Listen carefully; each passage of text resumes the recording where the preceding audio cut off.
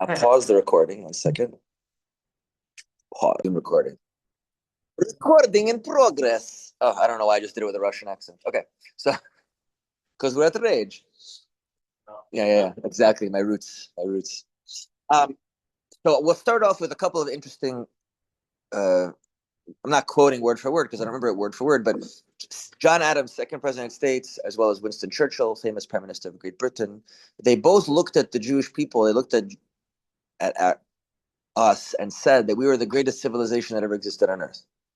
From what angle? From the angle of morality, from the angle of how do we treat people and how do we act as a people. But they're not the only ones who noticed this. You know who else noticed the way that we treat the sick, the widow, the orphan, the Hitler? weak? Yeah, exactly right. Very good. Hitler also noticed. That was exactly. I mean, maybe Andy remembers from our World Perfect class. That's always Hitler is always a good answer, Rabbi Jason. No, not always. Not always. He's not always. Hitler said famously that the way that the Jewish people treat the ill, the sick, the developmentally challenged, etc., was actually wrong. It was evil. It weakened humanity. You see in the animal kingdom that those that are the weakest or the sickest, they get eaten by predators, and that's actually good for the herd, right? Because now the herd will be strong, and the herd will reproduce strongly and healthily. And so he said that that is the natural order. This is what sometimes is called, well, yeah. But saying exactly. So this is sometimes called social Darwinism, right? That human beings, it's better, and this is the idea of the Aryan race, the super race. We're the best, and we're going to wipe out everybody else. That's weak. That way humanity would be better. And he and his cronies, they specifically said about the Jewish people that they are one of the reasons they're so evil and wrong is because they're maintaining the weak, which weakens the humanity.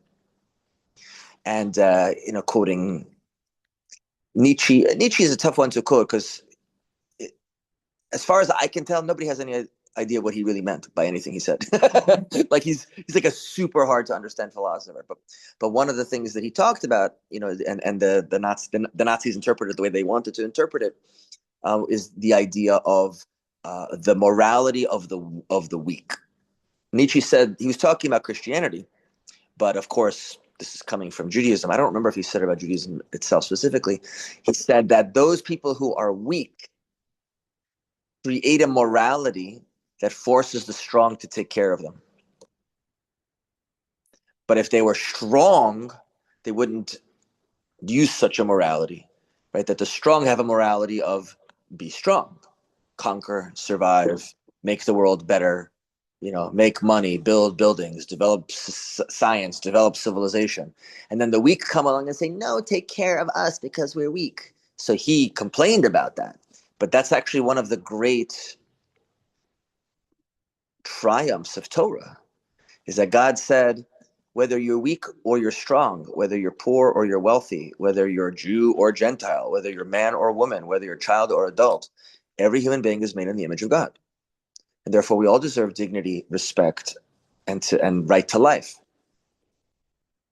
This is an idea that those who like the Jews love this about what we brought to the world. And those who hate the Jews, very often, this is exactly what they hate. The very same idea is either beloved, like by John Adams and Winston Churchill, or despised, like Hitler, maybe Nietzsche, depending on how you interpret him. Okay. So this is we kind of got into this discussion, but now we're going to take a step back about a couple of thousand years. So this is the third, welcome, thank you for coming. This is the last class in the 3-part series on Israel. The official name of this series is Israel on Our Minds, and Our Minds on Israel, right? The Jewish people are going through a lot of troubles these days, both in the actual land of Israel as well as for us in the diaspora. Those of us who live in the Socialist Islamic Republic of Mamdanistan understand that we are having some difficulties here in New York. Hashem should protect us. And if anybody watches this recording on YouTube and doesn't like what I just said, well, as I learned from an expression I learned from my mom when I was a kid, which is go take a long walk off a short pier. Okay. Or what she also taught me in Yiddish, which is Gekake Nafinyan, which means in Yiddish, go poop in the ocean or something. I don't know. It's Yes, I'm too. yeah. What did you say? Sorry? What did you say? When she said, no, she didn't say it. My shot. Well, like, what is it that make you like? What is it that people disagreed with? What do you mean? You said that there was this video that. No, I'm saying if anybody watches this video I'm making right now, if they disagree with what I just said, now this is my response to you. May Hashem bless you and you can find the truth. Okay. So I want to go back. This is going to be a bit of a whirlwind. We're going through a few thousand years. So this particular session is about, so the first session was how did the land of Israel relate to Judaism, to Torah and Judaism. Second session was how did the land of Israel relate to the Jewish people. And now we're going to see how does the land of Israel relate to the nations of the world, the non-Jews. How did the non-Jews throughout history relate to the land and, of course, the people of the land to some extent? Yeah, the Goyim. Yeah, it's funny. That is an idea. I do want to talk about it for a second. The word Goyim literally just means nations. In fact, the Jewish people are also called Goy in the Torah. They're called Goy Kadosh, a holy nation, holy people, holy nation, holy people. There's different words. Goy, Am, right? Different people. But do we refer like in any writings to other nations as the Goyim, or where does it come from? The King David says in the Psalms that Hashem is Moshel al Hagoyim. He rules over the nations, right? So the expression is definitely a real Hebrew expression. It became, in the last couple hundred years in Yiddish culture, it became an expression of like Goyim, like in itself. Like that. It's a little. Because of the attitude of the Goyim. Oh, for sure. As I was about to say, very good. Don't worry, Misha. I love the Jews too. Right? See, Misha loves the Jewish people. He immediately came to their defense, which is good. That's a good thing. If you would have given me a second more, I would have said the reason why Eastern European Jews started to say negative things with that phrase Goyim is because they had been treated so badly. It was a reaction, right? But if you take a look in rabbinic sources going all the way back, it's not an automatic thing that the rabbis and Torah scholars, that authentic Judaism look negatively upon the nations. We've discussed this in the past. Since this is about the nations and now they deal with Israel, we're going to see a few examples of this. But since I brought it up and I don't want to leave you with nothing, the most famous example probably are the Greeks. We talked about this by Hanukkah. For those of you, please come back to my Thursday night class. We're not stopping today. We have every week. We talk about the Parsha or things about the holidays, right? So please keep coming. If people keep coming, we'll keep doing food also. All right. Now that I've tried to talk to your better natures, we can. Okay. So the Greeks are most famous for this because if you take what I like to say that the rabbis have a love-hate relationship with the Greeks because on the one hand they have enormous respect for the Greeks in the Talmud. I'm talking about in our Jewish sources, there are times where the rabbis and the Greeks had an argument about some facts of the world, and the rabbis admitted the Greeks knew it better than us. About what? The specific thing that sticks in my head, it was like the gestation period of a snake. The Greeks said it was this long, the rabbis said it was this long, and the rabbis came back and said, we're wrong, and the Greeks are right. Now, it could be that that's a metaphor for something. I don't know. I've never had the pleasure of learning from any great Torah scholars what it's a metaphor for, if it's a metaphor. But the point is that the straightforward, simple statement of the Talmud is that there are times the Greeks are right and we're wrong. Well, which is not always so comfortable for people growing up in the yeshiva world because they think the rabbis are never wrong about anything. Which is for me personally kind of an odd statement considering that our Torah and our Hebrew scriptures, the Tanakh, point out that our great forefathers made mistakes. So if Avraham, Yitzchak, and Yaakov and Moshe could make mistakes, do you think the rabbis were greater than them? That seems to be problematic to me. That being said, the rabbis were a billion times bigger than me, so I'm certainly not comparing myself to them. But no one is perfect. Okay, so at the same time that the rabbis had a lot of respect for the Greeks, they called the Greeks darkness, great dark. It says in the Torah, and the Spirit of God hovered over the face of the waters. So that whole phrase in the very beginning of the Torah, the rabbis say that this whole section is describing the exiles the Jewish people will be in. And when it talks about darkness, that darkness, the rabbis say, Zehu Yavan, this is Greece. Greece is darkness. And when the Ptolemies, the Macedonian Greeks who ruled Israel from Egypt after the death of Alexander, I think we mentioned them last week, they had the Torah translated into Greek in the Septuagint, the famous translation of 70 rabbis. The rabbis say on the day the Septuagint was written, the whole world shook. And the rabbis said we should fast. And we do. Until today, we fast on the day, which is the Shiva Asar B'Tammuz, the 17th day of Tammuz. One of the things we fast for on that day, if I'm remembering the right fast day, one of the things we recall on that fast day is the translation of the Torah into Greek. Is it David or David? David. David, where does it say better to feed your child pig than to teach them Greek? One second. Well, I'm so sorry. 1 second. Yeah. Okay, now we can't hear No nothing. sound. No. Okay. Okay, now Maybe I she hear butt you. dialed me.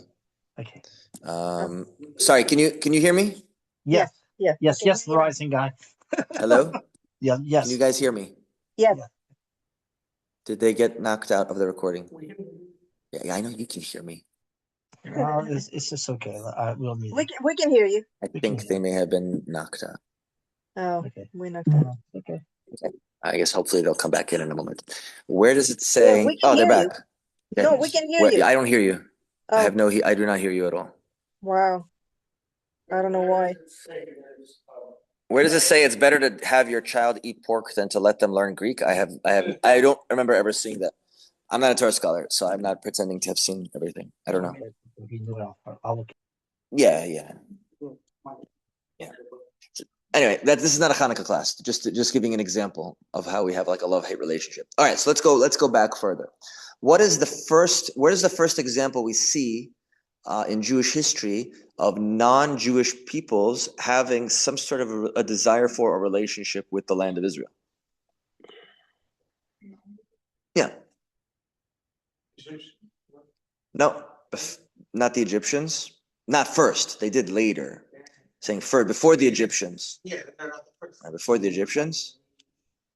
They're on Syrian? the land of Israel. I No, don't know the before the Syrians are after the Egyptians, so definitely not. The Canaanites. That's right. We says the land was called the land of Canaan after the Canaanite peoples. Okay, first of all, who is Canaan? So in Torah, what's the word? The family trees of the Torah. Canaan was the son of Ham, right? Noah and his wife and their 3 sons and their 3 wives were saved by God from the flood in the ark, the Teva, the famous boat. And then after they came out, they reproduced all of humanity. And that which is why non-Jews are sometimes called Bnei Noach, the children of Noah. And one of Ham's 3 sons, Shem, where we come from. That's why people who hate the Jews are called anti-Shemites. Right? It comes from Shem, the son of Noah. And you have Yafet, which literally means beauty, and that's where Western civilization, Greece, etc., comes from. Like literally, because one of the children of Yafet was Yavan, which is Greece. And then from Ham, one of Ham's descendants is Mitzrayim, Egypt. But the one we're speaking of now is another one of Ham's children, and the one who is explicitly mentioned in the story of Noah and the flood is Canaan. Canaan is explicitly mentioned. And Canaan wound up having many, many tribes came out of him, right? Whole civilizations that came out of Canaan. We call them the Canaanites. How many tribes of Canaanites are mentioned by Torah? 10, actually. Yeah. Interestingly enough, it mentions 10, and then later, when it talks about the ones that are in the land, it mentions 7, which probably is related to the 10 spheros and then the 7 midos, right? The 7 sub-spheros. So I'm not a Kabbalist, I don't know. I'm sure if you ask a Kabbalist, they can explain the connection between the Canaanite tribes and the mystical emanations of God. That being said, the Canaanites, the rabbis in the Midrash teach us that the Canaanites specifically understood the mystical spiritual value of this land. And before the Jews ever came from Egypt to populate it as a nation, they already took it over. That's why they were there with so much power and such numbers when we came. And they were so powerful that if you remember the story that the Jewish people sent spies to spy out the land, and they said, these people are way too powerful. There's no way we can defeat the Canaanites. They were from a purely physical, military, and numbers standpoint, they would not be defeatable by the Jewish people. Of course, God said to them, like, I just destroyed Egypt for you. You don't think I could take care of the Canaanites? Like, have a little faith. But that's why we wound up staying in the desert for 40 years. Because they were giants, right? They were literally that's giants. what they said. They said they were giants. That's why it says you can take the Jews out of Egypt, but it wasn't so simple to take Egypt out of the Jews. We needed to spend 40 years in the desert and let the generation that were slaves pass away, so a new generation born not as slaves could have the moral courage to actually go and take the land. Sorry, you were saying? Were the giants descendants of Canaan, or were they from? It's I don't know for sure because there are multiple mentions of giants in the Tanakh. Og, Sichon, later Goliath, right? So what kind of giants were these? I don't know. And even when it says that there were giants in the land, some rabbis interpret it as no, it wasn't that they were giants in the land. Is that because it says that what did the spies say? It says the translation in English is we were like flies in their eyes. But the actual Hebrew says we were like flies in our eyes. And so some rabbis point out it just means that they had no confidence, but it had nothing to do with the actual physical stature of the Canaanites. Different ways of interpreting it. I don't know. I wasn't there. I can't tell you. They haven't found, I don't think, giant skeletons. Maybe if you look at National Enquirer, they'll have giant skeletons in the ground. Who knows? Okay. So the Canaanites were the first ones that said, this land is holy and special, and we want to make sure that we control it. So the Jewish people originally, Abraham is, of course, told by God, this land will be a land for your descendants. And then Yitzchak actually never left Israel, right? He stayed there his whole life. And then Yaakov and Esav were supposed to have a sharing of moral responsibility. Yaakov was going to be the rabbi, and Esav was going to be the president of the synagogue, right? Take care of the physical needs. And amongst the things that Esav was supposed to get was the ownership of the land of Israel. Esav was supposed to be the owner of the land of Israel. And that's the bracha that Yaakov stole from him. Right? Yaakov stole the bracha. If you look at the brachas had to do with ownership of the land. Yaakov was always going to get blessings for spirituality because Yitzchak blessed him again for the blessings he was supposed to get. So now he had both. Yaakov now took over Esav's job. Yaakov was both president of the shul and the rabbi, which is never a good idea to have someone do both, right? Mixing of powers. You have to have a separation of powers. The Jews understood this way before the United States of America. And so as soon as Yosef was born, and now Yosef and Yehuda would be the president, Yehuda would be the rabbi. That is when Yaakov now came back to the land as a family. Of course, later on, we got exiled to Egypt, developed as a nation there, and finally, after centuries, we came back as the Jewish people to take over the land of Canaan, which then, of course, was later changed to the land of Israel. The name was changed to the land of Israel. Great. So you had the Canaanites. Well, who after the Canaanites? So you see, there's something called the Merneptah stele. Sometimes it's pronounced stele, which is the Pharaoh Merneptah.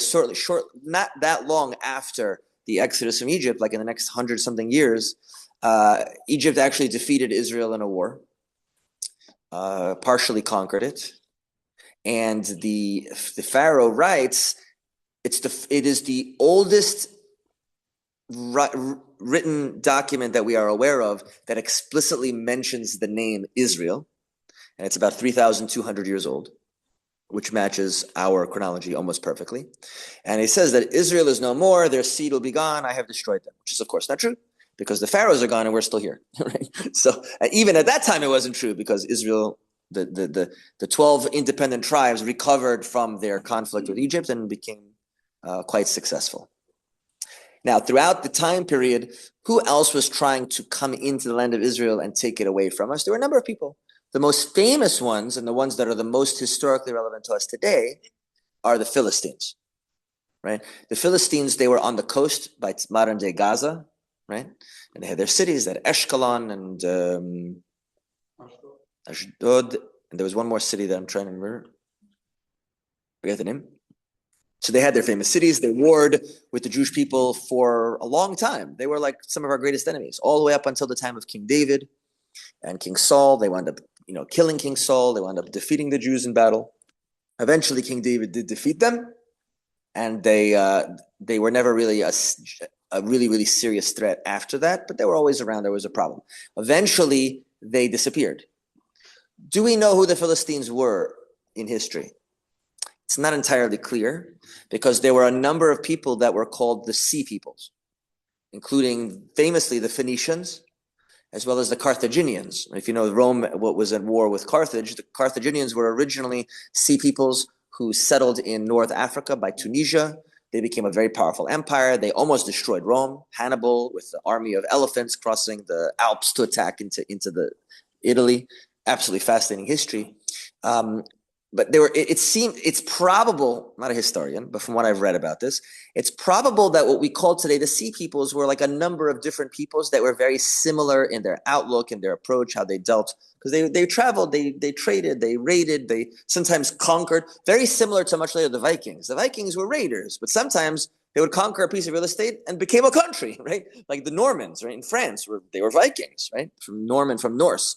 Originally, they raided, eventually all France, and then they conquered England. So Britain and France were largely sea peoples of, Northwest Europe that conquered and settled. So we see a very similar thing in the Mediterranean. You had sea peoples. Sometimes they raided, sometimes they conquered, but there were different kinds of them. We see this, like, you've heard of the Mongols, of course, right? So the Mongols were steppe cavalry, archer cavalry. That was their main thing. They were on the steppes. They had ponies. They were very good riders. They shot arrows from horseback. There were dozens of these kinds of people. The Turks were the same thing. They wound up conquering Turkey and that's what the country's named that now. You had the Huns. You had Scythians. You had, just tons of different types of people that were very, very similar in how they lived in this area and how they fought and how they warred. So you see this many times in history. So when they say the Sea Peoples, it doesn't necessarily mean one people. It could be a number of different groups that had some similar characteristics. So one of those Sea Peoples, maybe there was even more than one, were the Philistines. Were the Philistines one people, or were they several different groups over generations? Is not entirely clear. As far as the rabbis are concerned, right, there were one people. We had the Philistines, the Pelishtim. Now, all of these people, of course, wanted the land of Israel, fought over it, tried to take it from us, tried to give us a hard time.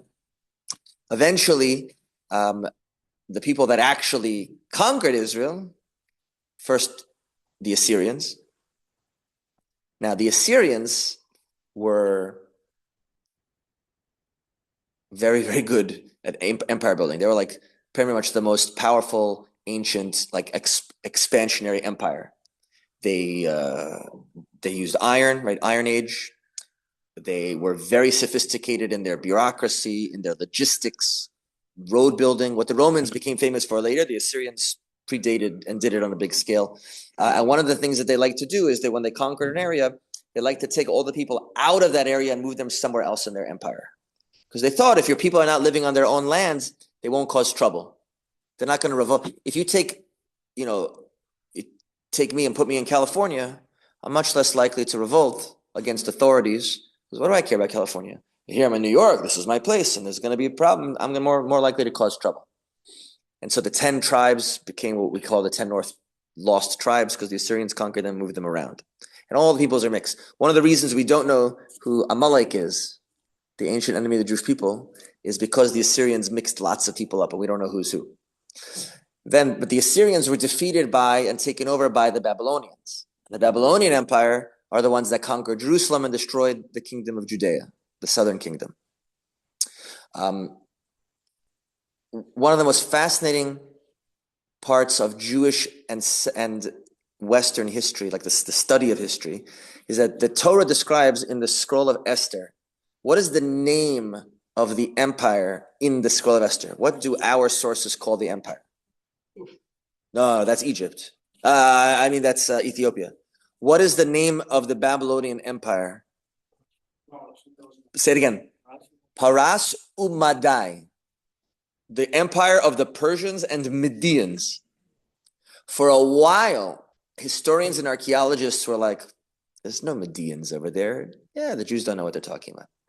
Until, guess what? Like we discussed a little bit last week, they were like, oh, we were wrong. So the Torah, our book of Esther, and our rabbinic sources were describing something that was historically accurate that historians didn't know about for a long time. That the Babylonian Empire was not conquered by the Persians or Medians. It was more like a palace coup. It was an internal revolution. The same exact empire, it just was conquered from within, and there was a power sharing. You had the Persians and Medians. They would say, okay, you're king for a while, and I will be king for a while. They were like power partners. Eventually, the Medians were no longer relevant. It was just Persians. But at the time of the story of Esther, it was Persians and Medians. That has been shown to be accurate by historians. I don't need the historians to verify what I'm saying. But it is amusing when they're like, you guys don't know what you're talking about 20 years later. Oh, I guess you guys don't know what you're talking about. It's like what do you need to make Alex Jones right? Time. Right? So it's the same thing. Lahavdil elef havdalas, a million separations between Alex Jones and the rabbis. I can't even believe I put the two in one sentence. But like, when is the rabbinic understanding of history proven right? Just give it a few more decades. And as time goes on, the more they find, the more they dig. I think we touched on this a little bit last week as well. The rabbinic understanding is proven right much more often than it's proven wrong. And it keeps getting more towards our accuracy as time goes on. Okay, so this is the story of Purim. The Jewish people are allowed to go back to the land by Cyrus the Great, who many people are equating today to Donald Trump, because he's a non-Jew who seems to love Israel and love the Jewish people to a certain extent. He has Jewish family, and he did a lot to help Israel. I remember during his first term where they moved the embassy to Jerusalem. We had a whole thing. We went there, we took pictures, we had a whole party, right? We were Russians, so we drank, like, right? It's, we see this again and again. Now, Cyrus, there are many parallels. Like, Cyrus was a megalomaniac and an ego monster. So yeah, I think it makes perfect pattern is very accurate, right? For all the things that many Jews are very happy with Trump, we have to also recognize, he's a larger than life character. He wants to have a gold statue of himself on top of a golden building. Like, that's not a normal thing. let's call it what it is. That's a giant ego. Fine, as long as it's on our side, I'm not going to complain too much. That being said, so Cyrus was like that, probably even more, right? He was the most powerful person in the world.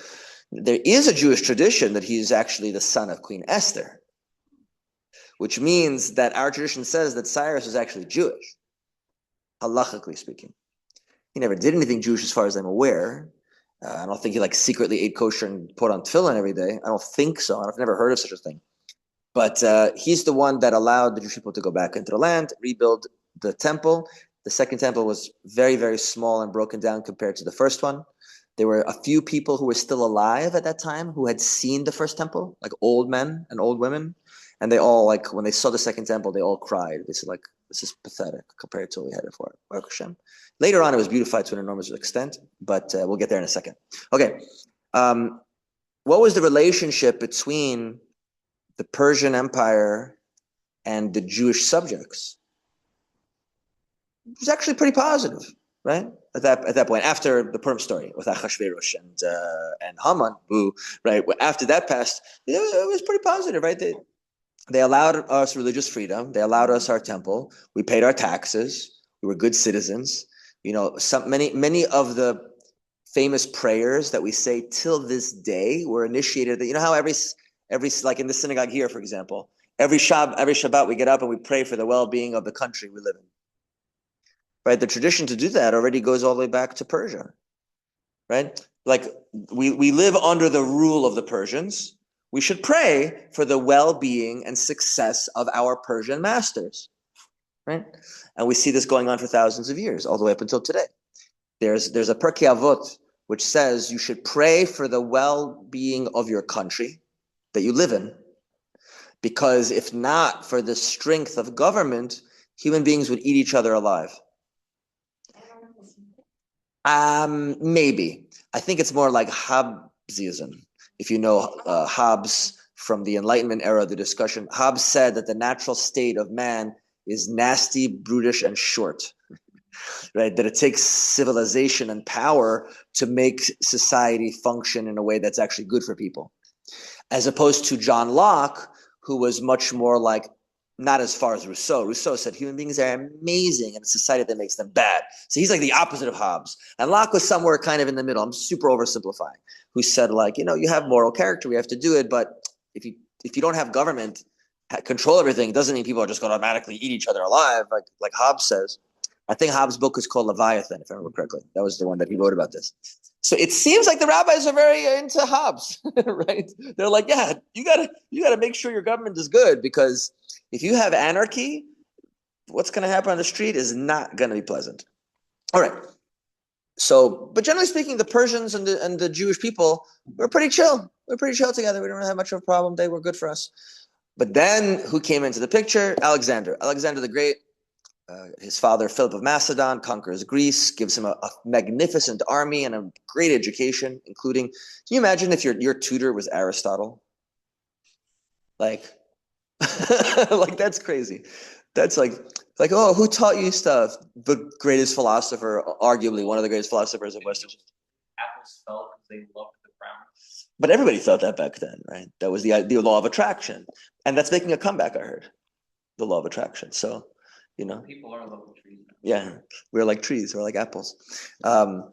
Before they understood gravity, okay, the Jewish sources say similar things as well from back then. So pretty much everyone thought that way. Okay, so the Alexander conquers, and again, what was the relationship between Alexander and the Jewish people? The Talmud says Alex was great. He gave us religious freedom. He says, just pay your taxes, be good citizens, and do your religion. Keep your temple, keep your Torah, keep your rabbis. I got no problem with you. And that maintained itself for a few decades. Then he died. We started to mention this earlier. The Macedonian Greek Empire split into three major factions. The faction in Egypt was pretty good with us. They actually translated the Torah into Greek, like you mentioned. Even though we don't like that, they were very happy about it. Oh, very important historical thing that I didn't know until relatively recently. If you ever get into an argument with a Christian missionary, which, by the way, don't, but if you do, make sure you do your reading. You know what you're talking about. But if you ever do, Coming up with these like punchlines and stuff. And what's that? It's like wearing a fake spoilers, You ever like get into an argument with somebody and then you walk away and then as you're walking away, you're like, oh, I should have said that. Oh, I should have said that. Yeah. So.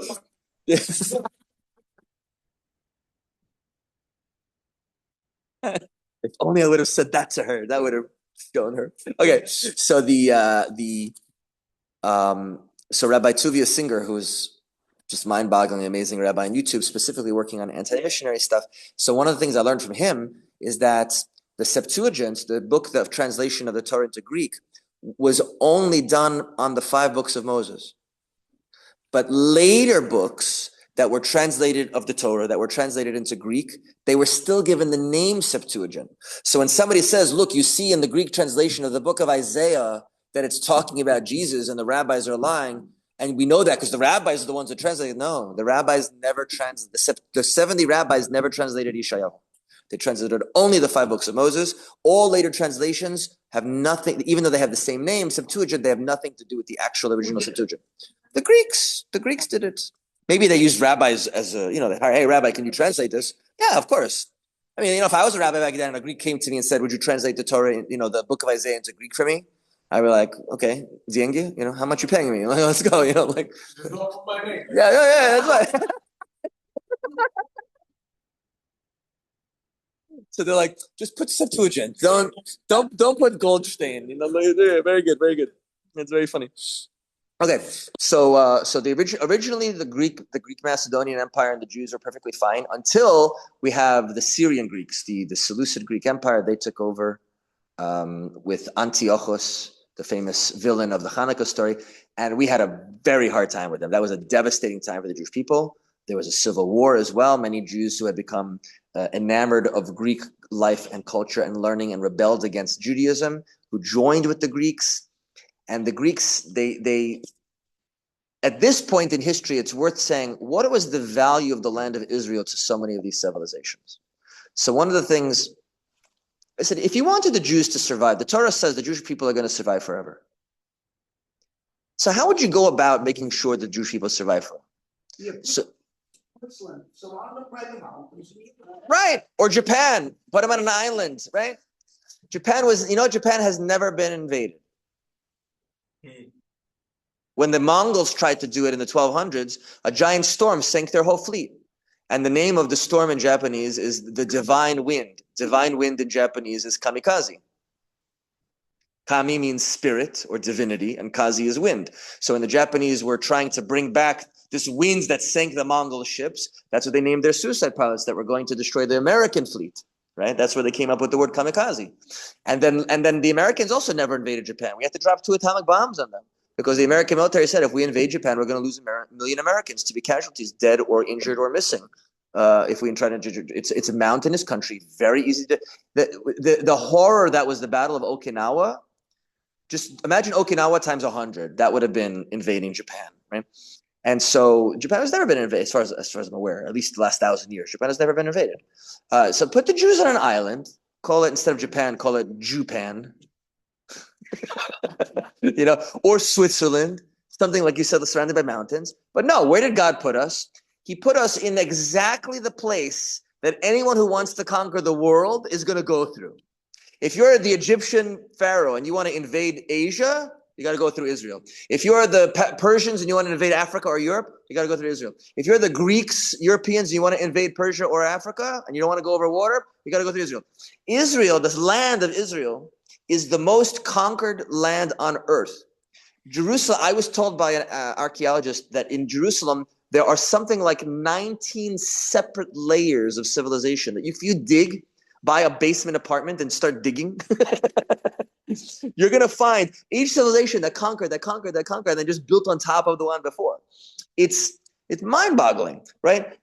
So Israel, the land of Israel, is also called, in history, it's called the Levant, that whole area. So it's Israel, including Lebanon, Syria, what we call Israel, going down towards Sinai, towards Egypt. This area called the Levant, first of all, we're part of the Fertile Crescent. So it's a very fertile land, right? Fertile Crescent comes up through the Tigris and Euphrates River, hooks over the north and down the coast of Israel, right? So it's a very fertile land, tremendously fertile. Mark Twain writes about it in the 1800s. The land is very fertile. The Josephus writes about it in almost 2,000 years ago. The land is very fertile. Like everyone has said, the land is very fertile, tremendous economy that could be possible over there. And it's crossroads. Well, I mean, we're Jews, right? It's Star of David roads, right? You can go through, right? It reminds me of the joke. It's like, there was a town in Memphis, Tennessee. Isn't there Yeah, something? hold on. Let me say something. There was a sub borough in Memphis, Tennessee that they decided to name after Chuck Norris passed away. They decided to name a street Chuck Norris Street, but they had to quickly change it because they realized that nobody crosses Chuck Norris and lives. Now you were gonna say? Yeah, so I've heard this that when like other nations, people, whatever, have like conquered Israel, Yeah. it hasn't been so fruitful for them. Yeah. For example, like when Jews are there, it's like really giving. Yeah. It's actually one of the it's one of the Torah prophecies that the rabbis also spend a lot of time discussing, is that even though the land of Israel is very fertile in its, like, the ground is fertile, once the Jews are kicked out 1700 years ago, and there's always Jews in Israel. There's never been a time there have been no Jews in Israel, but there have been times where we've been pretty small numbers. And what we find is that when the Jews are very much a minority in the land of Israel, that the land is not economically viable. That people tried to conquer the land and we see we're going to get into this later, but since you brought it up, we'll talk about it now. That whether it was, again, after the Jews are no longer in large numbers, so very, very few Jews. So when does that start happening? It starts happening after the Roman revolts, the Great Revolt. There were at least 3 big revolts against the Romans. The one that destroyed our temple, it's called the Great Revolt, the Bar Kokhba revolt in 130, and there was one in between. I didn't even know there was another revolt in between until recently as I was preparing for this class. I was like, I didn't even heard of it. It was a big revolt. Tens and thousands of Jews were killed. They destroyed entire Roman legion. Like there was a massive revolt in between. The Romans finally got so fed up with all these Jewish revolts that they decided to destroy all Jewish connection to the land. And that's when these people called the Philistines, they brought back the name and they called it Palestine, right? Because they wanted to name the land after our greatest enemies in history. And so the land became Palestine, and the people who lived in the land were called the Palestinians. They renamed Jerusalem and many Jewish cities. They renamed it to Elonia, Capitolina, and Neapolis. We mentioned before Nablus. It's because Arabs can't say P, which is hysterical that they call themselves Palestinians. They can't even say the P of Palestine. To say that. They do, yeah. So either they say Palestine or Palestine, right? That's which is, so considering that for the past 1,500 years, people in the Western civilization have been calling the place Palestine with a P, and it's always been called Palestine, and yet the people who call themselves Palestinians can't say the word Palestinian. That's a separate point. It's actually not entirely separate. It's related to what we're talking about. So we mentioned it earlier. These were the sea peoples who lived in the Mediterranean area, and they were raiders and conquerors, and they the Philistines were amongst these people. This is not even that's not 100% by historians, but that seems to be the general idea. No specific country. They were just like the Mongols. There was no country called Mongolia, right? They came from the steppes of Central Asia. So too, the sea peoples came from the Mediterranean. They were around. Genghis Khan was a Mongol, yeah. That has nothing to do with the Philistines. I was just giving an example that there are peoples who traveled around, that the name of the country was only a name that came later. Okay, so the Romans finally got totally fed up. They totally took over the land and threw us out. Yeah. People get fed up with the Jews. It's true. We're very troublesome people. The Torah calls us a stiff-necked people. Right? It's because we're very, very stubborn, and we're not willing to listen to other people. That's true, but that's not the stiff-necked idea. That's a separate issue. Okay. Now, after the Romans, so what happened with Rome? So Rome went through its own transition because Rome became Christian, and the Christians, as they took over, even as Rome itself, the Roman Empire in the West was falling apart, the Eastern Roman Empire, which later became called the Byzantines, Byzantium. Byzantium means the Eastern Roman Empire. It's centered in Greece and Turkey, and they controlled the land of Israel, and they were not nice to us. We did not have a good relationship with the Eastern Romans. They wound up having tremendous persecution. They themselves, of course, because Jesus was a Jew and came from the land of Israel, they considered the land of Israel to be holy, and they hated the Jews. So they tried to weaken us and get rid of us as much as possible and take over the land as a holy place. Now, that lasted for a little while until eventually the Muslims conquered the land of Israel. And at some points, the Jews were much happier under the Muslims than they were under the Christians, especially the Byzantines, the Eastern Christians. The Orthodox Christians, generally speaking, it's not that the Catholics were very good to us, but historically speaking, it seems, from what I've been able to see, that the Orthodox Christians were even worse. And this might be why the Russians were the worst of all. Because the Russians are Orthodox Christians, right? They borrowed their Christianity from the Greeks. And for whatever reason, the Orthodox Christians really hate us, even more than the Catholics do. The Catholics hate us also. Today it's better, but that's just, we'll get to that historically. Since we brought it up, what is the relationship between Christianity and Western civilization and the Jewish people? So I'll give you, it's the primary concept, which many people are not aware of, is there's something called replacement theory. Now, there is another version of replacement theory, which is not what I'm talking. So replacement theology, sorry, two different things. Replacement theory is white people who say that there are people trying to replace us with non-white people. That's replacement theory. Replacement theology is the Christians say that they are the new chosen people. The Jewish people, we lost our chosenness because we rebelled against God. We didn't accept Jesus as our Savior and as God. And so we have lost our special status. And now the church is the new Israel, right? The Pope is the high priest, right? He's the Kohen Gadol, right? The Pope is the Papa, you know? It's maybe that's why cardinals and popes wear yarmulke. I don't know. I know. Right. They still believe that.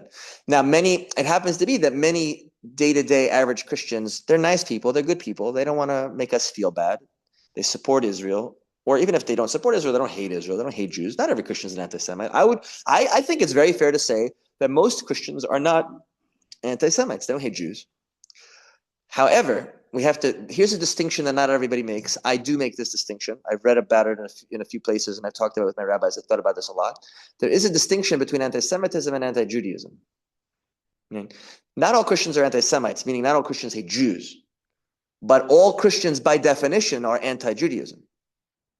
Because their religion says that Judaism will be replaced.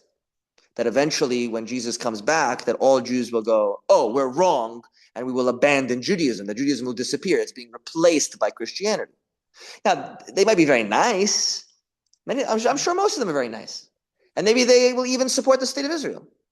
We see a lot of the Southern Baptists, a lot of the, what do they call them? And evangelicals that love Israel, call them Christian Zionists. I say, yeah, they're not anti-Semites, but they're still anti-Judaism because they still believe that Judaism will disappear and Christianity will take over.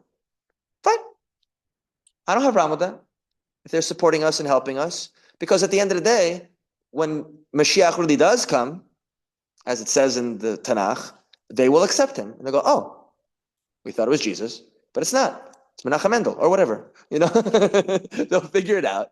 And they go, oh, we got it. Like it's all gonna come out at the end. It's like the famous joke. The Christian and the rabbi are arguing, and a little old Jew comes and says, "Just wait for Mashiach to come and just ask him one question. Excuse me, were you here before?" And then you'll know who's right. You don't have to make this an issue.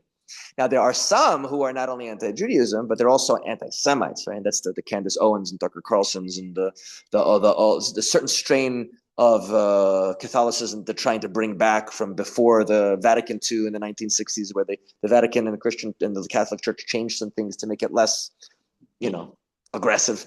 And and I don't know, a lot of the or like Eastern Orthodox.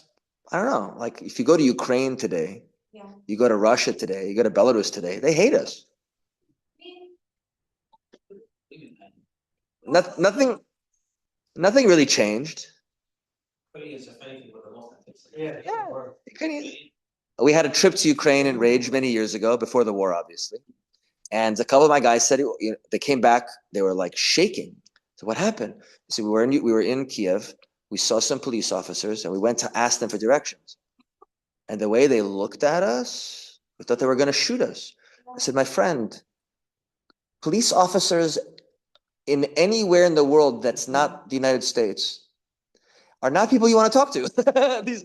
They're not helpers. You go to a police officer in New York or Texas or California, right? Or Canada, right? You go up, or England, you go to a police officer, excuse me, can you give me directions? Of course, sir. Of course, madam, I'll give you directions. You go to a police officer in Sudan, in Ukraine, in Moscow, they're not there to help you. What are you talking about? Of course.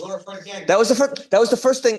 The first thing they said, I don't remember the Russian. They asked them for directions, and these Ukrainians, they went because they heard Russian, and they're very unhappy with hearing Russian already. They wanted to hear Ukrainian. Okay. But they said, the guys came, first they looked at us and they said, "Деньги," like yeah, give us money. And then afterwards they said, you know what, forget it. And they looked really upset, and the guys ran back to the hotel, like, don't talk to Ukrainian police officers. First of all, they looked like Nazis, shaven heads, it was not. It's when we were in Ukraine for a summer camp when I was in yeshiva, nothing to do with Rage. I was in a summer camp. No, way before. We're talking about 2004. So it was a Ukrainian youth camp that was supposed to be English speaking, and I came from yeshiva to teach Torah to Jews in Ukraine. Problem is that we were told they all spoke English, and none of them spoke English. Like not one person spoke English. So here I came, and my Russian is terrible. So I wound up teaching so it was a summer camp, and you didn't have hot water in your bungalow. You had a building with hot water, and you would go to take showers, and they had schedules for the day. So like 8 a.m. Ukrainian Nazi Youth Corps. I don't know if that was what it was called. Right. And then like at noon it said Judé, like the kikes, like like the Jews, it's your turn to go to the showers. It's like, oh. It was scary. It was scary. Oh my God. Okay. Sorry. Oh God. Okay, sorry. This is taking a little bit longer. Let me try to speed up a little bit. There's so much to share. Okay, let me speed up a little. Okay, so you have okay, Rome became Christian. We had a hard time. Then the Byzantines, they gave us even harder time. Muslims took over, and it was actually not too bad. Do you have my wife's number? Can you call her and just let her know I'm teaching? Okay. Then what you have is you had hundreds of years where the Jewish people were pretty small numbers in the land of Israel. This is coming back to what Andy was saying earlier, we discussed, which is that the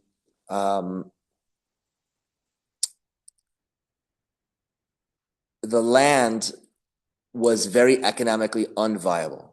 So, for example, when the Crusaders came into the land of Israel and they kicked out the Muslims, and as we mentioned, they killed all the Jews in Jerusalem. They tried to establish Crusader kingdoms, and there are castles, Crusader castles in the land of Israel. But they had a hard time. It was very, very difficult. They didn't have an economy; it wasn't nothing. But the flourishing of the land that we had seen 1,000 years earlier was not reproducible. You know that the land of Israel used to have mountain lions, used to have bears, used to have elephants, used to have vast forests, huge farms, many, many, many towns with massive agriculture. It was a very economically active and viable land. We know from many sources, Jewish and non-Jewish, that this was true. The Crusaders could not recreate this. The Turks or the Mamluks or the Arabs or different peoples were not able to make the land viable economically. Now, the rabbis teach us that this is actually done by Hashem as a gift to the Jewish people. Because if we would come back and the land, imagine in 1948, we're trying to make a state of Israel where there was already, of course, they say this is what happened. This is historically not true, but they say that there was like a state of Palestine. Imagine there really was. Imagine that there was an Arab Palestinian state in the land of Israel since, I don't know, the 1800s. An actual country with a capital city, an economy, an army, ambassadors, like a real country. There wouldn't be no state of Israel today. We couldn't just take over.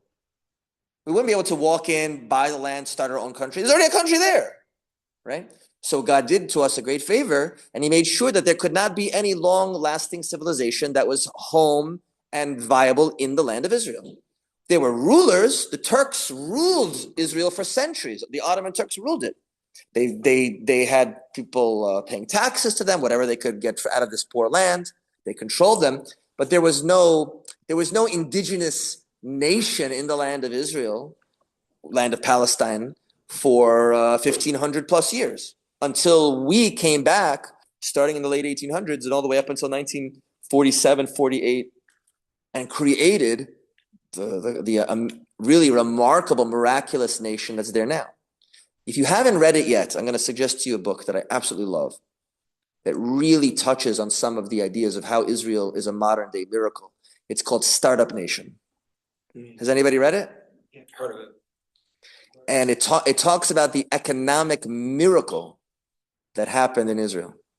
As much as we joke, how do you make a small fortune in Israel, move there with a large one, right? But the actual truth is you went from a land of desert and swamp and incredible poverty in less than 100 years to one of the most advanced and successful economies on earth. This is unheard of. There's no other place in the world that has anything remotely similar to what happened.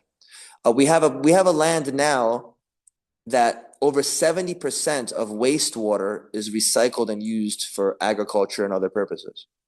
The next closest nation in the world uses 2% of its water that way. A nation that has invented ways of farming, like most famously drip irrigation, grape tomatoes, sometimes called cherry tomatoes, which are invented in Israel. Did you not know? No, I did not. Yeah, it's Israeli. Every time you have those lovely little tomatoes, that's a Jewish tomato. Love those. The little tomatoes, which are sometimes called grape tomatoes and sometimes called cherry tomatoes, the same thing, invented in Israel, right? You have a GPS, Waze, instant messaging. Like, sometimes people say we want to do BDS, right? Boycott, divestment, and sanctions of Israel. He said, if you really want to not use any Israeli products, your life will be infinitely worse. Because the number of things that are life-saving and life-changing for the positive that were either invented by Israelis or in Israel itself in the past 50, 60 years is remarkable. Israel has the most startup companies and the greatest technological investment on any country in the world besides Silicon Valley in the United States, right? For a country that has 7 million Jews and 3 million non-Jews, right? The whole country, which is the size of the state of New Jersey and the same population as the greater New York area, to be one of the most advanced and amazing economies on planet Earth is just mind-boggling. Okay, so post-Crusaders, right? So we're up to the Middle Ages. We wind up seeing Crusades happen in the late 1000s, and they continued throughout the next 150, 200 or so years successfully, and then it just collapsed. The Muslims took back over. At one point, there were many very famous battles between the Muslims and the Christians in the land of Israel. Generally, what happened is when the Muslims took over, they said, "Oh, you Jews helped the Christians, so they killed us." And when the Christians came back and took over, they said, "Oh, you Jews helped the Muslims, so they killed us." Right? So it was like really bad for the Jews as we were being fought over our land, like two dogs fighting over a bone. Yeah, and we're like on the bone. It was really, really bad. After the Muslims had the final conquest of the land of Israel, land of Palestine, and kicked out the Christians for the next 500 plus years, it depended on who was in charge. Sometimes it was a little easier for us. Sometimes a little worse for us. It was never good. We were always second-class citizens. Just like we said, the Christians have replacement theology where they say they replace the Jews. The Muslims have something very similar. Right? The Muslims also say, we're the new holy people. The Jews, you were great, but you're not great anymore. So when you say the Muslims people, you mean like Turkish Empire? So one of the things that's fascinating about Muslim history is that there are many, many nations that became Muslim. The original Muslims were all Arabs, but they took over many civilizations. There are Muslim Mongols, Muslim Chinese, the Uyghurs, Muslim Turks that became the Ottomans. Like obviously religion spread, but like Islam killed so many people and they made people convert. Like they didn't tell their kids about the religion that they made us convert, or like they just killed off the parents and the kids grew up that way. I'm not a historian, but I read a historian's book recently, and his name is Raymond Ibrahim. He is a Egyptian Christian by birth. They're called Coptic Christians. And his specialty was about Muslim history. It's a specialty. He has a PhD and written a number of books. Very, very interesting. I find it unfortunate that his tremendous knowledge of history, that he pretty much always ignores what happened to the Jews. He's focused on Muslims and Christians. And he might mention that when the Crusaders came, they killed all the Jews. He's not going to ignore that. It happened in history. But he kind of, do I want to say he whitewashes it? He kind of says, like, look, the Christians thought the Jews were helping the Muslims. That's how I feel when we were at Auschwitz and the guy was telling us about it. Yeah. When he was talking about the Jews, he was like brushing off. Yeah. He kept talking about the Poles. He kept talking, When we went to Auschwitz, our Polish tour guide kept talking about the Polish experience in Auschwitz instead of about the Jewish experience in Auschwitz. Yeah. So very similar with the historian. He's talking about it from a very pro-Christian perspective, which is fine. You can learn about it. You can learn quite a lot about it. Just don't expect getting the full Jewish side of the story. Okay. And then, of course, eventually we wind up getting to modern history, which is where you have early Zionism. The earliest Zionists were not the Zionists at all. Oh, we're like done in 2 minutes.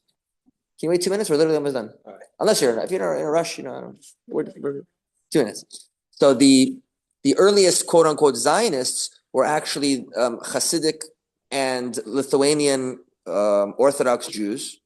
The students of the Vilna Gaon and the students of the Hasidic masters in the early 1800s, they said it's a holy mission to go back to the land of Israel and to start learning Torah, start academies, bring back Torah observance, bring back agricultural laws.